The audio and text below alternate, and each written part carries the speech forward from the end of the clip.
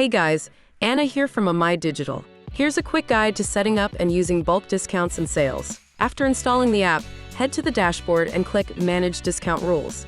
Then click Create Rule, name your discount rule, and set a discount label. Choose the type of discount, percentage, fixed amount, or price increase. You can also enable price rounding if needed. This flexibility allows you to tailor discounts precisely to your pricing strategy. Then select where the discount applies: products, collections, tags, or vendors.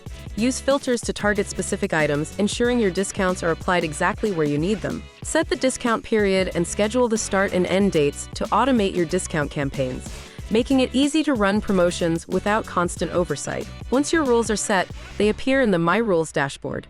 Here, you can easily edit, pause, or delete rules as needed.